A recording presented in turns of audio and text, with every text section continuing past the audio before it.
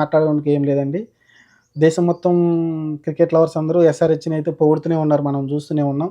ఎందుకంటే high scoring games ప్రతి match కూడా 200 స్కోర్ అయితే ఈజీగా సునాయాసంగా అయితే కొట్టేస్తుంది.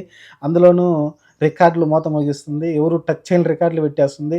277 కొట్టింది. తర్వాత 287 కొట్టేసింది.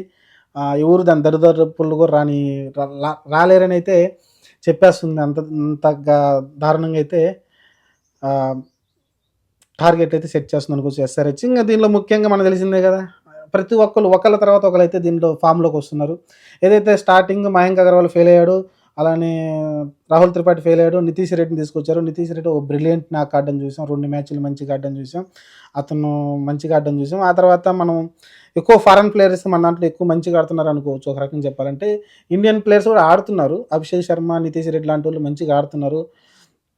కానీ ఎక్కువ డిపెండ్స్ వచ్చేసి క్లాసెన్ అలానే